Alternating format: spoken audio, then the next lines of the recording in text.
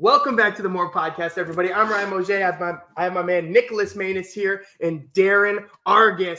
And today we're going to be talking about Davis Besse, nuclear power, and all different kinds of stuff on the podcast today. Darren, thank you so much for being here, man. No problem, man. No problem. I'm really excited to get into it, first and foremost, because you are from Port Clinton, Davis Besse right in your backyard, growing up and whatnot, and now you're in the nuclear industry. So I want to start off at square one because this is so bizarre. Like, how does one get into this field? You know what I mean? Was it out of inspiration where you're like, fuck, I'm going to get into the nuclear industry, or was it an opportunity? So when I was younger, I used to run around with both you guys. I grew up running around Port Clinton. So I was hanging out with some rough crowd back then. Yeah, this guy real tough. So we were getting down to what we were doing, and opportunity came up to hit trade school. Yeah. So I took electrical trades in Vanguard out of Fremont. Mm-hmm. So I took that for a while. I did junior and senior year there. When I was doing that, I'd do a program for 1 week on, 1 week off of working. Mm-hmm. So for there, I did some contract work with some different contractors, just learning the trade. Yep. Out of there, I went to a limestone quarry in Genoa called Graymont. So I was an electrician there. Yeah. And then that really built my skill level because it was so old. We were like 116 years old. Damn. So there was a lot of old shit. So that really built my troubleshooting skills up. Right. All kinds of things. And yep. Yeah. So that was a 24-hour call out, 6 days a week, you had to be on it. Mm-hmm. Well, I was just scrolling through Indeed, I was getting tired of it. So I had an old guy in the shop with me. He would do nothing besides sit behind his desk, and me and the other guy, Gil, we would go do all the work. Right. So I was getting fed up. I was just scrolling through Indeed. Well, I seen that they were offering a spot for nuclear electrician mm-hmm. in Perry, which is about 15, 20 minutes west of Cleveland. So I threw in a resume, just shits and giggles, right? Yeah. I didn't think I'd. What do you got to lose? You might as well throw it in. Right. What was the worst thing to say? No. Yeah, right. So I threw it in. They called me for an interview around November, and then I took the interview for that, and my start date was January 16th. Wow. And so, hold on. I want to go back to Indeed. What is Indeed exactly? It's like a social media platform for like job opportunities. Well, it's like Ohio Means Jobs. I don't know if you know what that is. It's all it is a big ass list of job openings wherever you pick. So you pick a radius of where you want to be or where you want to go. Yeah. And then you select, your job descriptions and shit like that. And then you can upload a resume. Mm-hmm. Well, it reads the words on your resume. Oh, wow. And it uses those as key figures for job openings. Very nice. I thought it was like you put in a profile picture, your hobbies, your stuff. No. It's like social media, and they're like, oh, Darren. Usually, if you Google like a job or a specific job opening, it will be like one of the first websites that come up. I see. Yeah. Okay. So then you put your resume in, and what happens next? What you're at the job, you're kind of just doing all the work, and then one day they reach out to you. So they reached out to me. I think it was on like a Monday. I said, well, we're looking to start a BET, which is basic employee training, mm-hmm. January 16th. I think I got the call like December 10th. It was right before Christmas. Right. They said, well, we need you to come in this week and do an aptitude test. So it's a test of basic knowledge and how fast you can select an answer for that knowledge. Mm-hmm. So, all right, well, let me throw in a sick day right quick. Tell me I got to go to the doctor's tomorrow. Yeah. So little did they know. I was leaving. Double agent, yeah. So I threw in the sick day and went and took the aptitude test. She said, well, to continue on with the interview, I'll get your results of this test. Mm-hmm. So she came back with the results. The results passed. I was good to go. So I did the interview with the superintendent and two supervisors. Well, everything they do there is slow, and I mean slow. So I took the interview. I thought it went good. Went home, and I didn't hear anything for weeks. I want to go back to the interview for a second. Is this like there's a bald guy with glasses and a suit and tie, and he's got a clipboard, and like there's another one, and then the chick? It's like, is it like... So I shit you not, dude's fucking bald. Yeah. Superintendent's bald. But this superintendent, he's the highest paid guy there. So he's what we call, he's an SRO plus a superintendent. So he's got two job roles. So an SRO is a senior reactor operator. Okay. So he took SRO, and then with that, he gets a bonus every month. So it's like $2,600 just for carrying this license to say you can operate a nuclear reactor. Wow. Hell yeah. All he's got to do is a 4-day rotation of operating, and his license is good for the month. So in the interview, are you like nervous going into Oh, it? Or, yeah, you're nervous. Oh, and yeah. so you get into this room with these high profile people in the industry, and what are you thinking, and what kind of questions are they asking you? Like, you say it went well. What about it made you think that you were like, oh, I got this in the bag? So, I'm sitting there, I'm shaking like a motherfucker. These guys are making $300,000-$400,000 a year. I mean, these dudes are loaded. Yeah. I'm looking out in the parking lot. There's Teslas, there's Corvettes. The one dude's driving an Audi 8. Wow. It's like, Jesus Christ, these guys are loaded. Yeah. So I'm sitting there, I'm shaking. He's like, dude, you good? You need to step out for a minute? It's like, no, man, I'm nervous. I've had my fair share of job interviews, but nothing this serious. Yeah. He said, well, just take it easy. So the one guy that I was interviewing with, his name was Scott Sopko. Mm-hmm. So he came out of the local union like I did. So he was a contractor before he got hired into the plant as a supervisor. Yep. So he knew exactly where I was coming from. Fast paced, get the shit done, get it back running. So I was explaining to him my experience of different plants and different shit that I've done, and the high power work that I've done. And he took a liking to that. So the other supervisor is Dylan Metzger. Yep. He's been in the nuclear industry all his life, so he knows nothing besides nuclear. Well, nuclear and outside world, two different things. Yeah, right. Total fucking opposites. So Scott is explaining to Dylan, this kid's got knowledge. He's done it, and he knows enough where we can train him to get into where we want. Right, you're smart. You can take direction. So I had Scott vouching for me after hearing my experience, and I think he's the one that kind of pushed for me to take on this position. That's incredible. So then a few weeks pass, and you haven't heard anything, and what happens next? So the HR lady, Tangela, she calls me up, said, "Hey, we want to give you an offer." Yeah. So, all right, cool, hell yeah. Let's hear it. So I don't like disposing my income. No, I'm not saying let's hear it to you. You were probably like, let's hear it. What's the offer? I mean, they threw me an offer. I tell you, it was double what I was making then. Wow, hell yeah. So I was like, all right, well, let me hang up this phone and go put my 2 weeks in right quick. Straight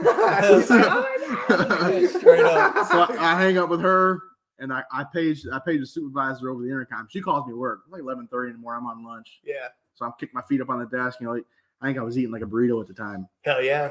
And we were eating lunch. She calls me up, said, "We want to make you an offer." She told me the offer and then what the job entitled. It's like, well, let me page the supervisor right quick. My 2 weeks in. Yeah. I'll see you on Monday. So wow. I called the supervisor over, threw my 2 weeks in, and January 16th was start date. Wow. Okay, so January 16th is the start date, and trust me, folks, we're getting into it. You got to start at a good. You got to get the foundation of how all this came to be before I can start asking the next questions. You know what I mean? For sure. So January 16th comes around, and that was just a couple months ago. About 4, yeah. Wow. Okay. Going on 4. So 4 months ago, and so now this is your first day on the job. You drive there, you close your door, and you're walking up to the building. Is there a nuclear reactor right there, or is this like a little bit? So we've got 2 reactors on site. So the big smokestack that you see out at Davis Besse, that's not the reactor. Right. Okay. That's the cooling tower. Oh, I see. So the reactor is a big, giant, 6-foot encased concrete building. So it's 6 foot thick of concrete. Holy shit. Encasing this reactor. So they're on the backside. Mm-hmm. Well, to get there, you got to go through security. Yeah. And I shit you not, it takes you probably 15, 20 minutes to get through security every morning. Yeah. So, you got to go through security. Well, I'm getting a walk around the plant, just sightseeing, seeing what was around before I actually get into it. And I look up, and there's a security guard, and he's got this rifle. I shit you not, it's probably 6.5, probably half a foot taller than he is. I said, Jesus Christ, what the fuck is that? Seriously. I'm like, God damn, you really need that for a person? She said, no, after 9/11, they enacted a bill that required nuclear power plants to carry a caliber big enough to take out a jet engine. Wow. So you ain't got to drop a nuclear bomb to do some damage, right? You drive a plane into a nuclear reactor, it's going to do the same effect. Damage. Wow, yeah. So you got to be able to like snipe that. You got to be able to snipe it. Holy fuck. She said that's the biggest one I've seen. And they got a female holding that gun?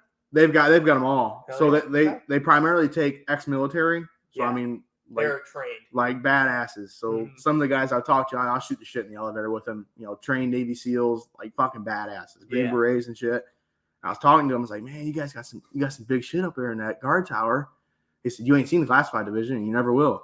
Oh shit! It's like, man, what the fuck they got in the classified division? Dude. You know, they're carrying bullets about this fucking big. Take out Yeah. a jet engine. What are you carrying in the classified division? Now I can't go see because now I want to go fucking see it. Right? It's just one guy with sunglasses on. He takes them off, beams them out of his eyes.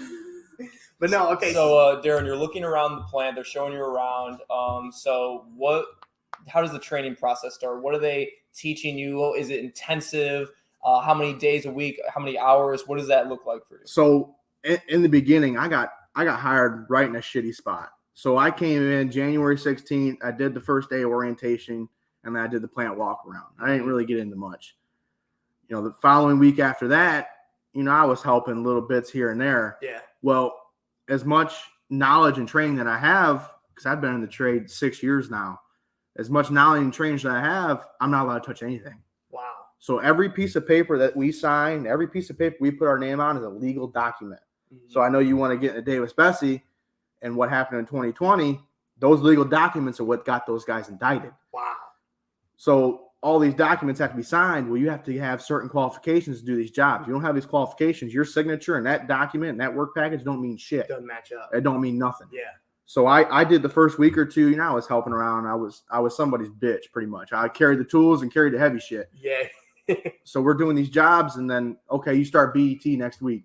Mm-hmm. So BET is basic employee training. So you go through the basic fundamentals of how a nuclear reactor works and your job title. Right. So I go through this training, and you've got to have an 80% passing rate minimum. So you take a test every week over different subjects. Mm-hmm. You have to have 80% every week. Wow. So we take BET. It's like, all right, you know, that wasn't bad.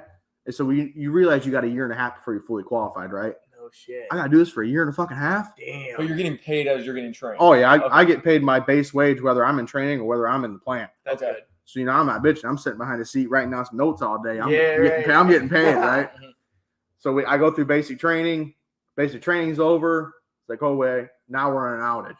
Mm-hmm. So every other year, my plant does a refuel outage. Yep. So we take out the spent uranium, put new uranium in it, Okay. enriched uranium. So regular uranium isn't radioactive until you enrich it. Enriching it is a process of adding neutron, Wow. which is called neutron fluxing it. So we added in a neutron absorbing agent, which is usually borax or some kind of agent to release neutrons to create the fission or the fusion. I'm sorry. Right. So right. fission is the adding of atoms to create a reaction. Right. Fusion is the splitting. The splitting is what creates the heat. Yes. So we go through all this in basic training. Basic training's over. I'm going into this outage. I don't know diddly shit about anything that's in here. Yeah. Right. So they're throwing you behind the RCA. RCA is radio controlled area. Wow. They're throwing you behind the RCA. You know, suit up, throw your respirator on, and get in there and help. Wow. What are you talking about getting there and help? I don't know what the fuck I'm doing. I'll stand there and look pretty, but that's about it. Yeah. So they throw you through radiation or radiation protection procedure, which is where I got the TLD from.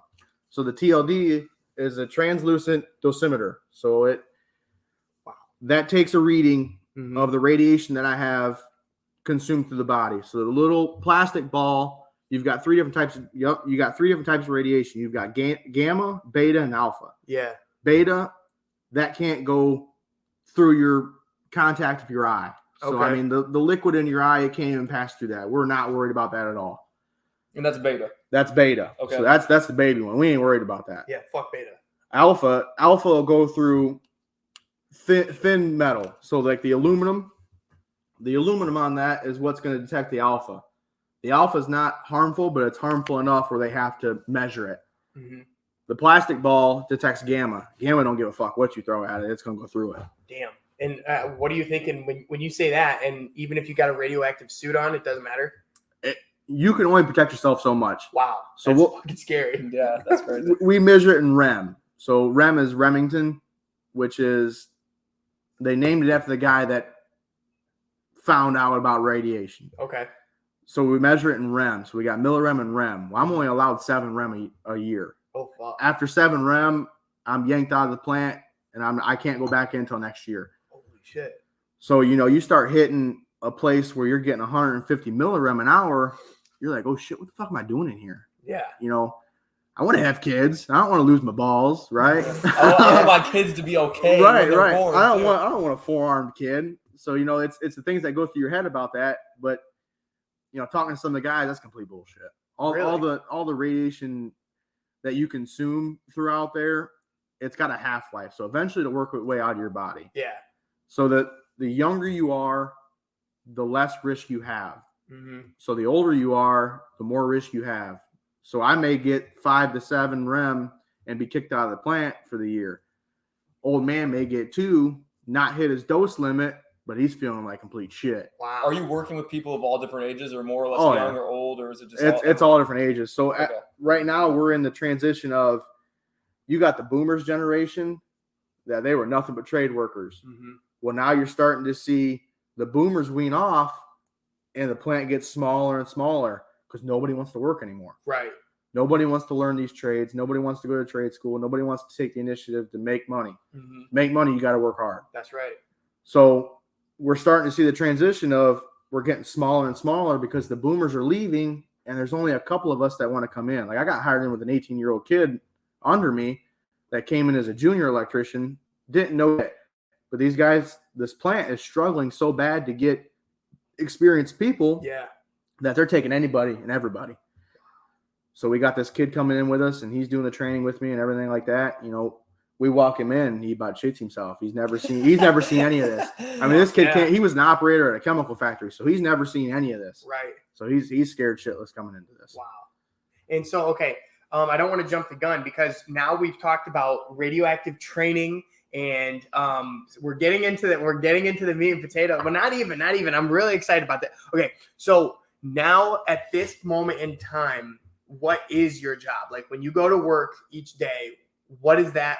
Walk me through your kind of duties. So my official title is a nuclear electrician. Okay. So my basic role is to keep the plant from blowing up. Oh my gosh. So Nice. Basic maintenance on breakers and contacts, and if something needs to be closed at an emergency, we got to make sure that's going to close. Mm-hmm. So we'll take stuff out of service, we'll take it down to our shop, we'll test it, and we'll throw voltage or amperage or whatever we need on it to make sure it does its function. Yep. In the event that we need it, it has to do its function.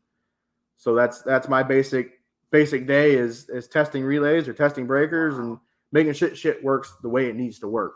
And did this training lead up to this position, or were you promoted through, like, you know, levels of what you were doing before? So right now, I'm only 4 months in, right? And I don't know. Like I said, the contractor world is a whole lot different than nuclear world. So I got hired in as a basic electrician. Mm-hmm. Basic electrician is a 13-1. So we go all the way to 13-6, and then we jump to 16-1. 16-1 is your master electrician, and then you got 16-2 and 16-3. So 16-2, you can get a specialty qual, which is specializing in HVAC, specializing in relays, specializing in transformers. Your training started in January of what year? January of 2023, this year. Okay, This gotcha. year. Okay, I gotcha. Yep. Okay.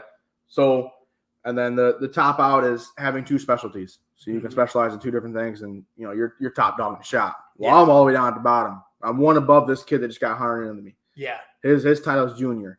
Got Junior electrician is what his title is. Junior. Is that? Do you guys call him Junior? We call him Boots because this kid, he came in with some cowboy boots. He's from Tennessee. He came from cowboy boots, and down there they put him over, or they tuck him in. It's like, man, you look like a fucking idiot. Yeah, right. Instead of putting him over. Take them pant legs off and put them over your boots. So my boots are too big. Yeah. I said, we need to figure something out. You look like an idiot. These guys are going to ride your ass as soon as you get in there. So I shit you not, this kid goes over to the vending machine, grabs some zip ties, and zip ties his boots together tight enough where he can pull his pant leg over top of it. Dude, he got bullied into buying zip ties. So we get in the shop. I'm fucking laughing at this kid, and I can't help it. But you know, breaking the ice with these guys. You know, you got to crack jokes. You got to make some small talk. Of course, yeah. You know, you're the new guy. You got to get in with the rest of these guys. Right. So I was telling these guys, show these guys your pant leg. So he lifts his pant leg and he's got a zip tie on it. And the one old dude in the back, he said, "What the fuck is that, Boots?" So ever since then, his name's been Boots. I like it. So, and back on, you know, your everyday duties, you're getting into it, going to work and stuff. How necessary is it for you to be on each and every day you work in? Is there any room for mistakes? Is basically what I'm asking. There's absolutely no room for mistakes. Wow. So the nuclear industry has got a very bad rap. Mm-hmm. So after Chernobyl and after 3 Mile Island, the nuclear disasters in the world, the United States got really, really scared about nuclear power. Yeah. So after 3 Mile Island happened, no nuclear power plant's been built since then, and that was 1981. So give us some context. 3 Mile Island. 3 Mile Island is a nuclear reactor site located in Pennsylvania. It's literally a 3-mile long island, and it's got 6 reactors on it. So one of the reactors had a meltdown. Wow. When that happened, all shit broke loose. So it wasn't to the point where it was a Chernobyl meltdown, but it was enough to scare the American public. So because you got 6 other reactors. You got right 6 next other to it. reactors right there, and we kept running those till 2013 when they finally shut everything down. Yeah. So we ran another 40 years. But since 3 Mile Island, the American public was so scared of nuclear power, we haven't built a reactor since then, except for 2 weeks ago, the first nuclear reactor in the last 50 years has been built and put into service. So and where is it now? Where's the new one? The new one is in Chesapeake, which is a small, tiny little town in Texas. Okay. So they're basically looking for fresh water, but they don't have that. So they're drilling. So they're looking for groundwater. But we haven't built a reactor in the last 50 years, except for 2 weeks ago was the first time once came online. Wow. And is that a big win for the industry, or it's a very big win. Yeah. I think the pushing of electric cars and green energy really helped that, because to get a nuclear reactor plant built and approved, it has to go through the community. The community's got to vote on it. The community's got to allow them to build on their community. Of course. So with the American public being scared after 3 Mile Island, nobody wanted a reactor in their town, right? Yeah. I don't want one either. Of course. But so we had to prove to them that we were the safest that can be. So every day you got to be top of your game. Wow. So we have you have the guy performing the job, and you have his partner that's watching him over his shoulder, not saying anything, watching over his shoulder, making sure he's doing exactly what this piece of paper tells him. Yeah. And then after they're done, they'll go pull another guy out of my shop and have him go out there and do an independent verification. Wow. So he'll pull out the work package, he'll look at it and make sure every little thing has been done. He'll sign off on it. The other 2 guys will sign off on it, and then it'll go to operations. Operations will sign off on it. And every time somebody signs that, that's a legal document. So you're signing that like you're signing a piece of paper to your attorney to be out to go to jail. Yeah. Wow. That's exactly what happened for the indictment of Davis Besse. Let's get into that in a moment. But how often do accidents happen, big or small? Not catastrophic, but like, is there anything like, that messes up the workday, or they're like, we got a code 2319, or whatever? So accidents as in equipment failure? None. Absolutely none. Wow. We cannot have that. Accidents as in human performance. So a fuck up on somebody pressing the wrong button. Right. Doesn't happen often, but it happens. We're human. We're not perfect. Of course. Right. Somebody's going to read the wrong word. Somebody's going to read the wrong button, and somebody's going to fuck up. Human error. It's inevitable. And what happens to that person? So that person's going to go through an exclusion. It's called a CR. They're going to write up a CR. It's a condition report. What happened, why it happened, and he's going to get what's called a remediation. That's the nice word of calling an ass chewing. Okay. So it depends on how big his fuck up is. Yeah. That rifle holder gives him a little tap on the shoulder too. I have no clue. So it depends on how big his fuck up is. Uh-huh. Now, everything can be fixed and everything can be dealt with, but it's the way you respond when you're questioned. So these guys have to have complete trust in you. Yeah. So you say the wrong word and they prove that you were lying, you're fired, no question about it. Right. You're walked off that site, never come back, you're done with nuclear power in general. Wow. So you're red flagged at that point. The blacklisted. The main thing is never lie. No matter how bad you messed up, you never lie about anything. Yeah. And have you or any of your coworkers, have you seen firsthand any of your coworkers getting sick, or have you had any health problems from this job? So before we go into the RCA is the radio controlled area. Before we go in there, we have what's called an alarm brief, which is where are you going, the path you're taking, and how much radiation you're going to get on the way to your job. I see. So we've got an RP department, which is called radiation protection. Their whole job is to go inside this plant and take a reading of every square inch of this plant. Mm-hmm. So when I bring them my work package, tell them where I'm going and tell them the route I take, Yeah. they're going to give me a dose amount of how much radiation I'm going to receive walking there and how much I'm going to receive while I'm working there. So there's never a point where I'm questioning if I'm going to get sick or not. Right. They know the dose rate, and if that dose rate change, you secure your work area and you leave immediately. If anything changes at all, I mean, just the smallest little thing changes, if a wire's wrong, if the color of the wire's wrong, if your meter starts going crazy on your chest, you secure your area and you leave immediately and contact your supervisor. Wow. So there's no room for error. I mean, the last thing you want to do is go down in the middle of the RCA. So we're in the middle of a shutdown right now, and we had a heat exhaustion. So it gets really, really hot in the dry well. Yeah. So I mean, the dry well is what we call the reactor. Mm-hmm. It's the shittiest part you can ever go in. Yeah. That's where the atoms are splitting. That's where the shit's going down. Yeah. So during operation, we can't go in there. Okay. Radiation's so high. I mean, you walk in there, you ain't coming back out. Those REM levels are gonna be off the chart. Yeah. I mean, it ain't gonna toast your ass instantly, but you ain't gonna come out feeling good. Really quick, what does Davis Besse power exactly? What areas of Ohio or Davis Besse powers from Oak Harbor to the west. Okay.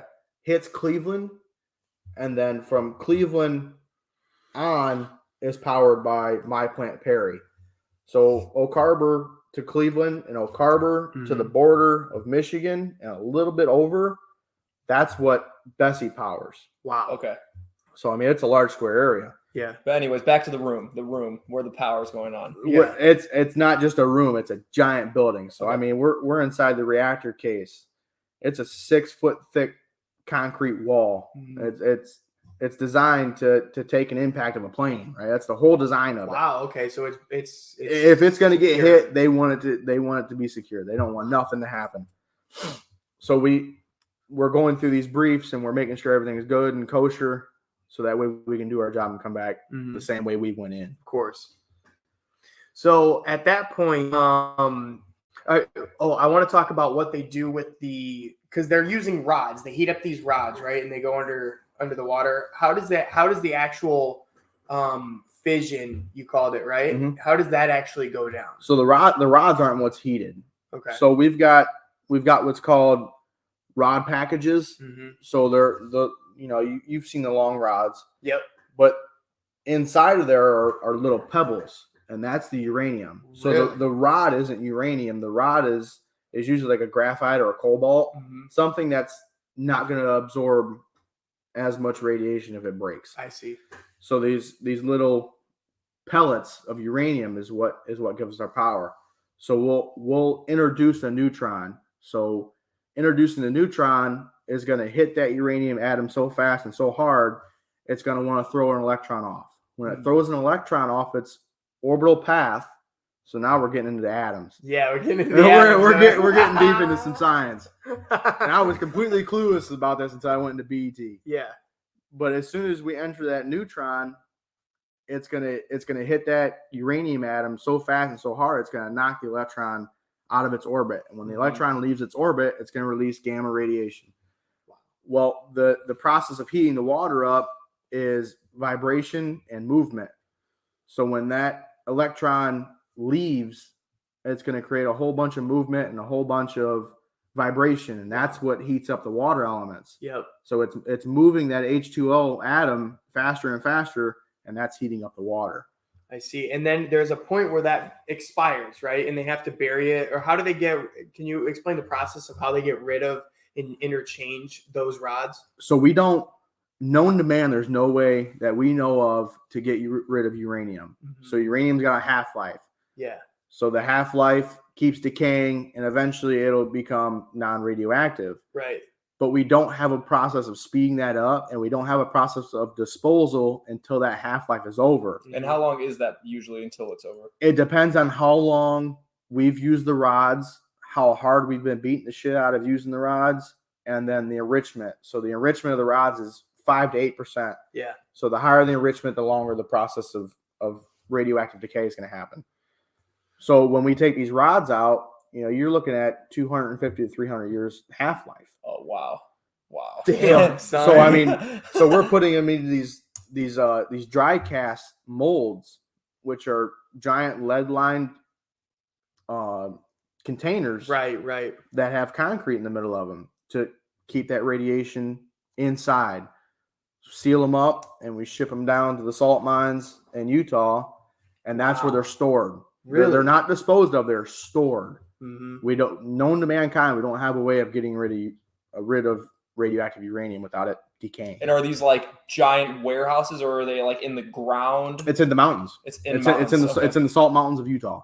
Damn. And so we kind of trailed over it a little bit, but you haven't seen anybody getting sick, or you like when you have met your seven I'm sorry, I can't remember. REM. When you met your 7 REM, at that point, are you having headaches? Are you feeling a little nauseous? Are you your poop green, or like the 7 REM is a number based from the NCR. So the NCR is the Nuclear Regulatory Community. It's like OSHA of the nuclear world. Okay. So OSHA oversees like construction work, yeah, all the good stuff that happens outside in the world.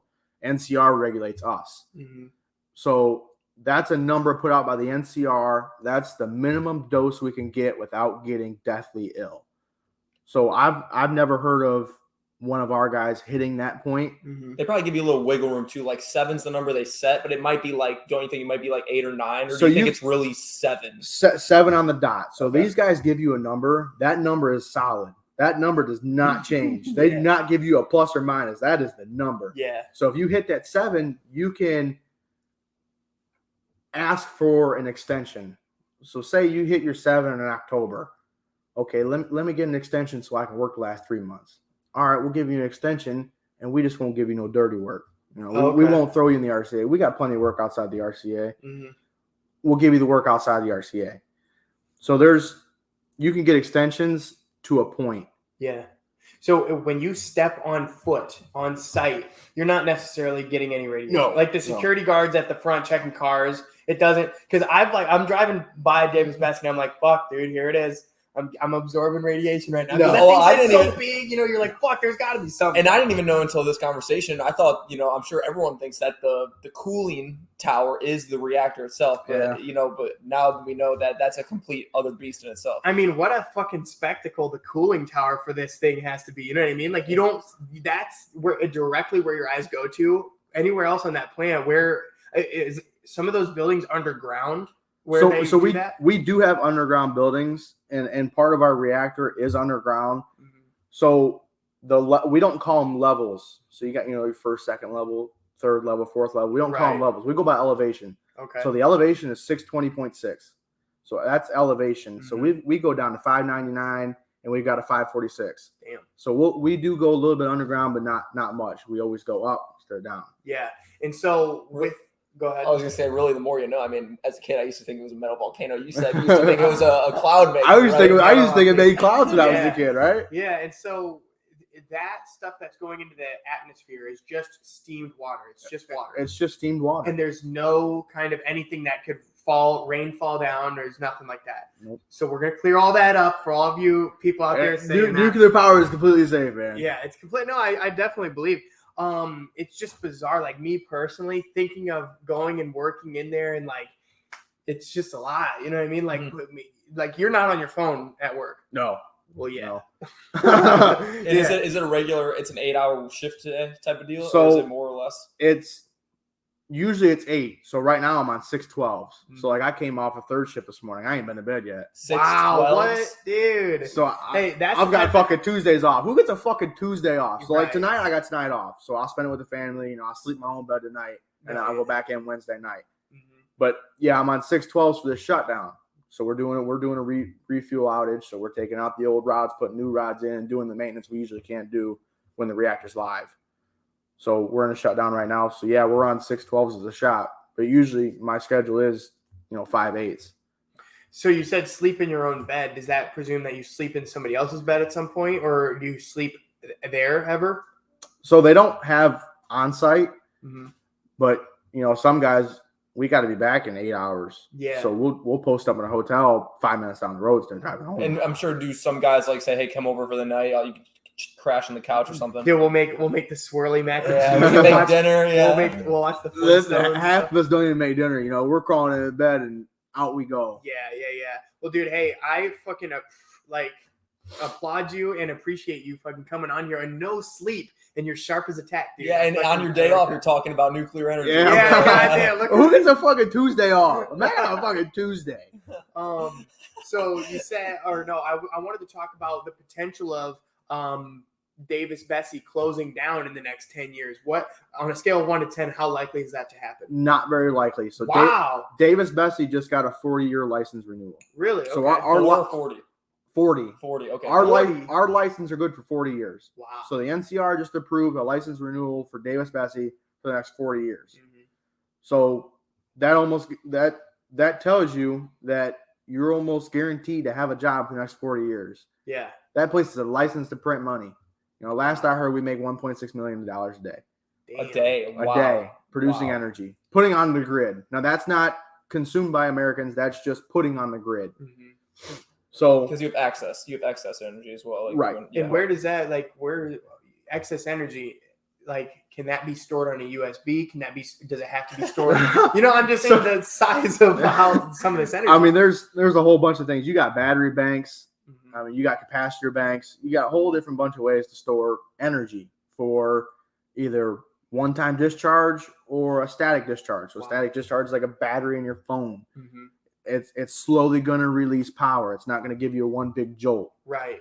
So, I mean, yeah, we've got not on site, but, there's battery banks, there's solar banks. There's a whole bunch of different ways to store energy. And then what would you call a regular outlet in the wall? What kind of energy releases that in a sense? If I'm about to plug something, So you got 120 volt outlets. Okay. So all the outlets in your home, most of them are 120 volt, except for your range, which is your stove. Your stove is usually 220 unless it's gas. Yep. And then the same thing with your washer or your dryer. I'm sorry. Your dryer is usually 220 unless it's gas. So you're outputting 120 volts, and then your different appliances that you use, that is basing your usage. So the amperage is really what you're using. I see. That's your current. That's what you're putting through that machine. That's what you're putting through your coffee pot. Mm-hmm. That's what you're using. Right. Going back to your question about shutting it down in a sense, yes, obviously you cleared up all of the health concerns regarding Davis Besse, but also it's it powers such a large area. So it's you shut that down. What's going to power all of that area, So, I mean, all the grids are tied in together. I mean, is it possible to keep going with American infrastructure without nuclear power? Yeah, but you're going to lose a big chunk of your power. Yeah. And then on top of that, you're going to have your coal plants and your natural gas plants that are releasing your carbon, leaving a carbon footprint. They're going to be busting their ass trying to make up for the energy that we produce on a day-to-day basis. And then you have a ton of people that are looking for jobs now to be jobless. You got a ton of people that are looking for jobs. I mean, we've got 2,000 people on site right now. Wow. So that's just your basic employees. Yeah. So without these plants, you got 2,000 people without a job. That's just one plant. We've got 3 of them. And so is there a brotherhood, a sisterhood, the people who work there, are you guys close knit? Is there a sense of that? Because, I worked at fucking, Taco Bell, and there was still a sense of, hey, we're going through this. I remember that. We're going through this together right now. You know what I mean? And so there was all that sense of this, but is that the same way in the nuclear industry? So we are a union. So we're represented by the Local 240. Yeah. Local 240 is the utility lineman of the Cleveland area. So they're the guys that work on your high power lines. Right. They work on the distribution side. They work on the transmission side, which is transmitting the energy through your high line power. Right. We're on the distribution side, which is creating the power. Okay. So we're still represented through them. And, and most unions, you do have a brotherhood bond because it's a way for the workers to come together as one without getting dicked by the big man. Yeah, right. Right, because if shit goes down with the big man, you guys gotta hold it down. Right. You gotta step your foot forward for sure. Especially if one of your union brothers is getting chewed out, we'll have a steward or we'll have a union representative with us to make sure we're not getting some kind of retaliation for something we did, or we're not getting unfair treatment. We have backup. We've got somebody watching our back, of course, if something happens. Wow. And is there any potential, on a scale of 1 to 10, what are the chances of a Chernobyl event happening with Davis Besse? Very slim. That's so awesome. That's what I want. Everything we do is safety. Safety. They preach that. I mean, they preach that at any job, but I've been to places where, it's all about safety that comes down production. Yeah. Here, that's not how it is. Mm-hmm. If you feel unsafe, you do not do that task. If something isn't right to you, you question it. They're constantly telling us, have a questioning attitude. Mm-hmm. Always question something that you don't feel right about. If I walk into a job and I don't feel right about it, they want you to question that. They want you to come home the same way you went inside that plant. For sure. So everything has a safety aspect about it.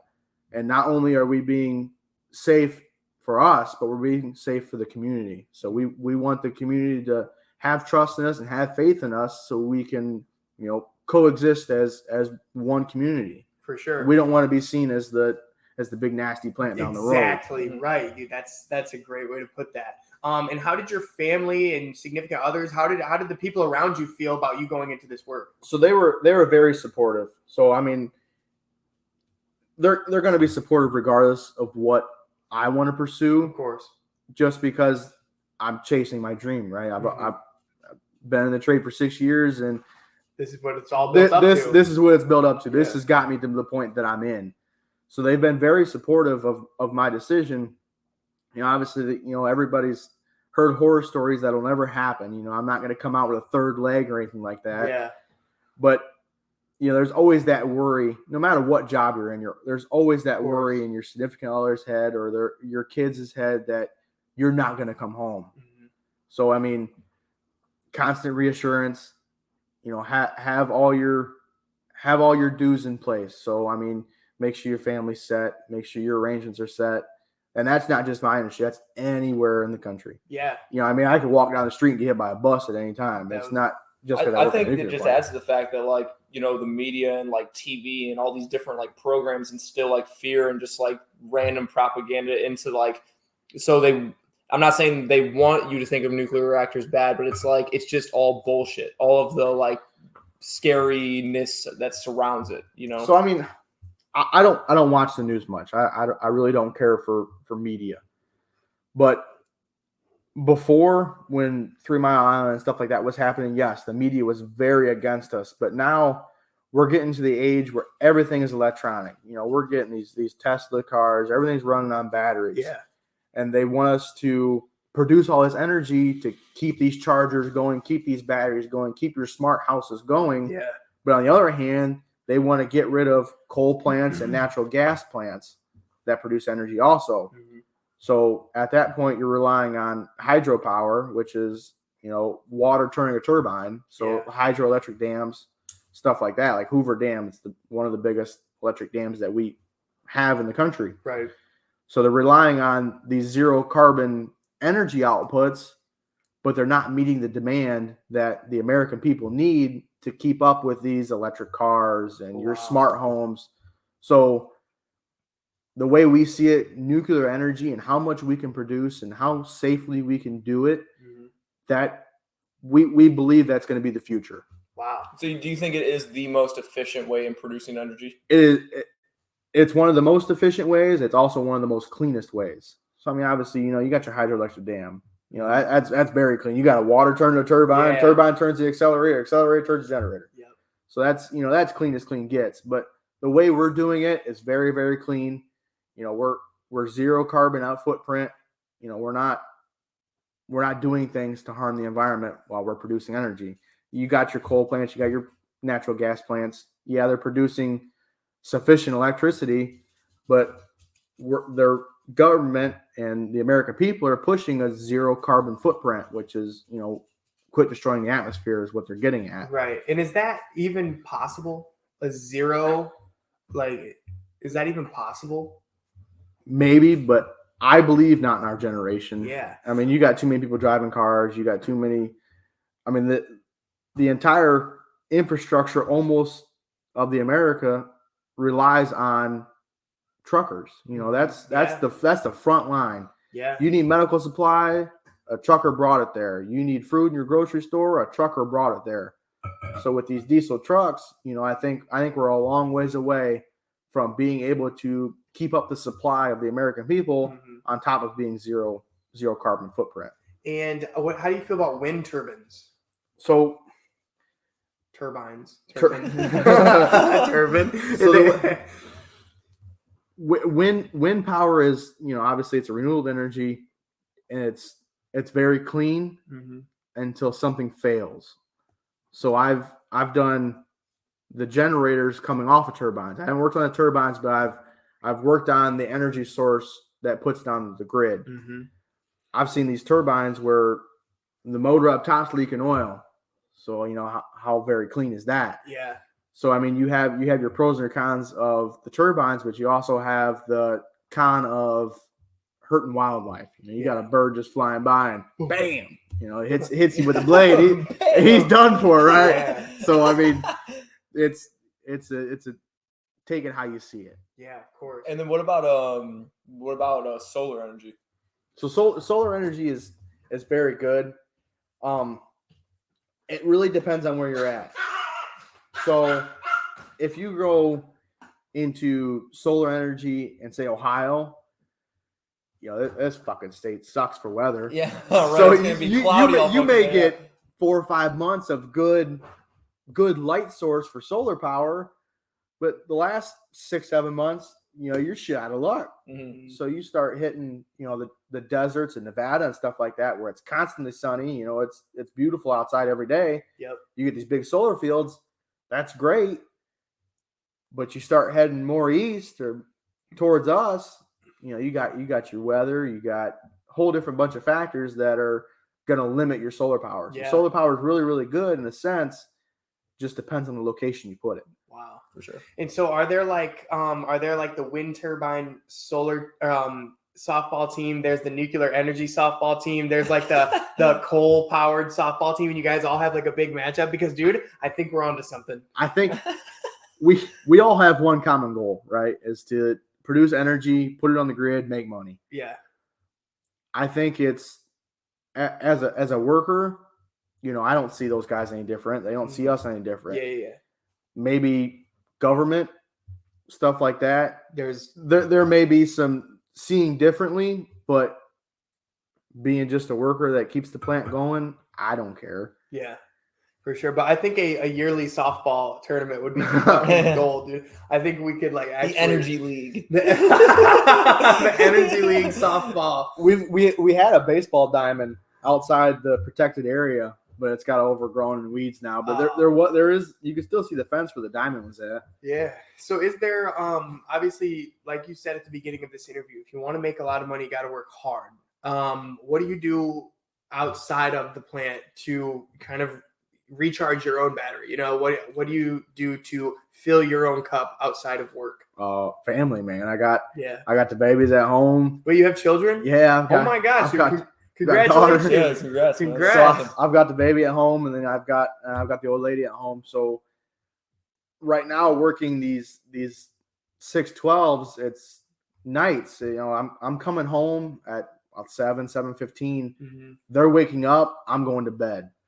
So, you know, come around 2:45, 3 o'clock, they're waking me up, but I'm getting in the shower, getting dressed, and heading out the door. Yeah. So I don't ever see them. You know, I'm saying bye, love you, and that's it. Wow. So, you know, the days I got off, you know, it's family day, right? So I'm constantly with them. That's awesome, dude. I mean, well, it's not awesome that you have that limited time, but when you do, it means so much more, and it's tailored directly into that family time, dude. I think that's important, and I'm glad you're like, I like to go to the titty bar and drink with the boys, but no, instead that's super wholesome. You know what I mean? That is incredibly wholesome. Did working at the plant and not being home as much really put that into perspective for you? Like, wow, like I love my family. I want to be and hang out with my family, and I'm gonna cherish those moments. Right. So my last job, you know, it was it was a 8-hour shift. You were on a 24-hour call out, but you always got called in the shittiest time. Right. Yeah, it was 1, 2 o'clock in the morning. You're going to work. Damn. So it really wasn't bad because everybody's sleeping. You're not missing anything. You're not missing birthday parties. You're not missing Christmas or anything like that. So I think it was more of I didn't realize what I had because I spent so much time with it. So I've really regained more love and affection for, my kid and the old lady back at home because we spent so much time apart now. Yeah. I'm home 8 hours a day and I see them maybe half an hour when they're getting up when I'm going to work.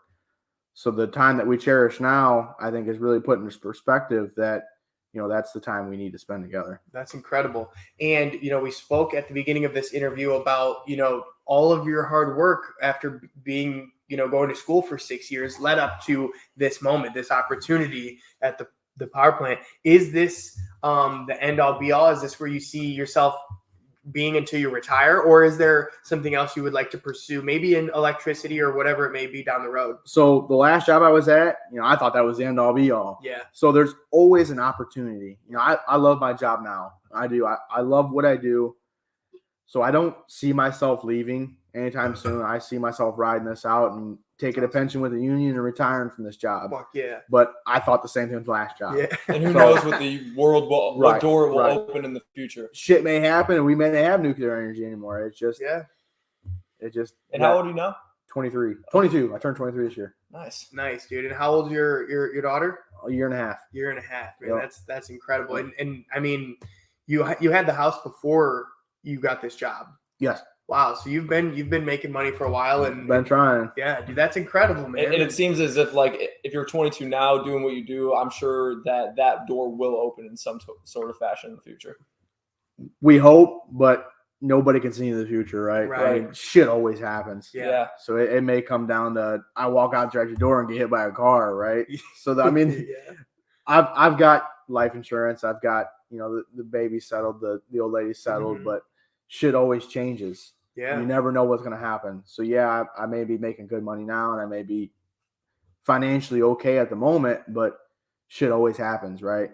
I can get a leg injury and not be able to work. Right. Stuff always happens. Yeah. And I've had I've had a plethora of jobs. The longest job I ever had was 1 year. But what was that job? Taco Bell? No, fuck that. It was the last job I just had. I was working at a sensory deprivation float center. Okay. And based around health and wellness and stuff like that. And even then, dude, at that 1 year mark, I'm like, fuck, right. Time's ticking. I don't know what it is. I just get like, so like it's like this when you get to a new job, you just left your old shitty situation, so it's like a puppy. You know what I mean? You're like, oh, I love it. You're gonna pet it, you're gonna feed it, you're gonna water it. I love this puppy. And then 6 months goes by and you're like, all right, yeah, the puppy's great. Yeah, and then the dog gets outside and starts running down the street. You gotta chase after it. Yeah, but it's like this, and I'm correlating it to a job is like, at first it's like you have this puppy love for it, and then it gets old, and then it gets really old. By the year mark, I'm like, fuck, I have to do something else. You know what I mean? For sure. So I hope someday I find a job that, I'm like, yeah, dude, I'll set up camp here right now, and I'll look in. They're always hiring. Maybe not in my department, but even going in as a service. So services, there's 4 different maintenance departments. So you got services, which is the guys that go around, shovel the sidewalk, suck out the sewers, and nice.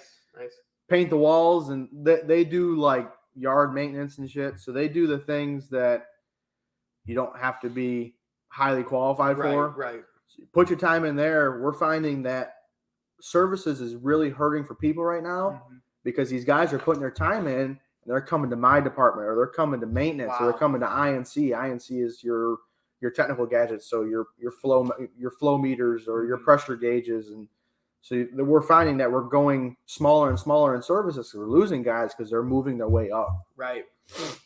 And we did want to touch on the nuclear energy scandal of 2020. Do you know the ins and outs of what happened, or could you touch a little bit on what kind of happened there? So I know, I don't know too much about it. So that's still under investigation. I know the 2 guys that took the rap for it, just got indicted on embezzling charges and stuff like that.